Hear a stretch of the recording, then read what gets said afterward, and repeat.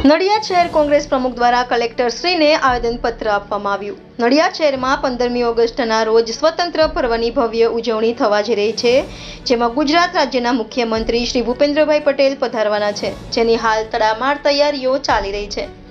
નડિયાદ શહેરના કોંગ્રેસ પ્રમુખ હાર્દિકભાઈ ભટ્ટ અને કોંગ્રેસ પક્ષના કાર્યકરો દ્વારા નડિયાદ શહેરમાં બનાવેલ રોડ રસ્તાના વિવિધ કામોમાં થયેલ ભ્રષ્ટાચારના મુદ્દે મુખ્યમંત્રીશ્રીને ઉદ્દેશી કલેક્ટરશ્રીને આવેદનપત્ર આપવામાં આવ્યું।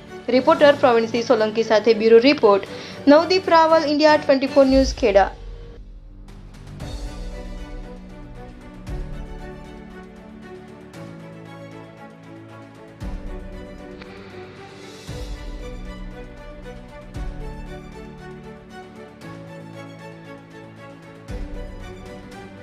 નગરપાલિકાને જાણ કરી છે, છતાંય નથી થતું તો આનો જવાબદાર કોણ? હું કે નડિયાદ નગરપાલિકાના ચીફ ઓફિસર? એટલે હું તો કહું છું, હું નહીં, નડિયાદમાં પબ્લિક બોલી નથી શકતી, બાકી બધા કહે છે ભ્રષ્ટાચાર ભ્રષ્ટાચાર ભ્રષ્ટાચાર। નડિયાદ નગરપાલિકા ચોર છે અને ભ્રષ્ટાચારી છે। જે ભ્રષ્ટાચાર ચાલી રહ્યો છે તેના માટે મુખ્યમંત્રી શ્રીને ખબર પડે એના માટે આજે અમે આવેદનપત્ર આપવામાં આવ્યા છે અને વિજિલન્સની માગણી કરી છે, કારણ કે 2020 થી 2024 સુધીમાં જે રોડોમાં લાખો કરોડો રૂપિયાના ભ્રષ્ટાચાર થયા, ચાહે નગરપાલિકા હોય કે ચાહે આરએનબી હોય કે ચાહે દાંડી માર્ગ હોય, આજે વરસતા વરસાદમાં અમે સોશિયલ મીડિયા ઉપર મૂક્યું છે કે વરસતા વરસાદની અંદર જો ડામરનો રોડ બની શકતો હોય, પ્લાન્ટ ખુલ્લા થઈ શકતા હોય, ચાહે પ્લાન્ટ સરકારી હોય કે પ્રાઇવેટ હોય, તો નેતાઓ પબ્લિકને ગેરમાર્ગે દોરે છે। એ 2 દિવસમાં સાબિત થઈ ગયું છે। અમારો રોડ તો તૂટ્યો ને, મુખ્ય પ્રિન્સિપાલ આવે નગરપાલિકા, સબ કોન્ટ્રાક્ટર આવે આરએનબી વિભાગ, જવાબદારી નગરપાલિકાની આવે છે।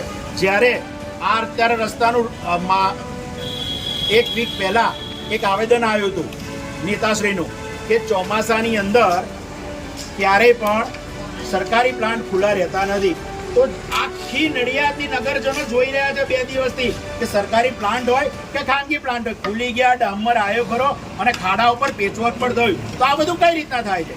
આરએનબી વિરુદ્ધ તમે કોઈ જાતે પગાર લેવા માટેની રજૂઆત કરી છે? અમે આરએનબી વિરુદ્ધ હવે લખવાના જ છે।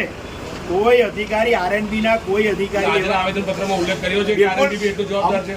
આજ આરએનબી પણ એટલું જ જવાબ, અમે નડિયાદના મુખ્ય છે ત્યાં દબાણો થયેલા છે પણ કોઈ બોલે છે નથી બોલતું।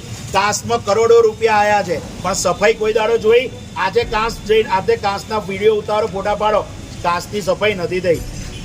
બીજું કે ગંદકી 12,000 રૂપિયા સફાઈ કામદારને આપવામાં આવે છે, પણ એમના જ એકાઉન્ટમાં આપીને 8,000 રૂપિયા એમને આપે, 4,000 રૂપિયાની કટકી કરવામાં આવે, એનું કોઈ પ્રૂફ નથી એટલે કોઈ બોલી શકતા નથી। પણ જો ભ્રષ્ટાચાર ના હોત નડિયાદમાં તો આજે રોડ રસ્તા કેવા હોત? લોકોને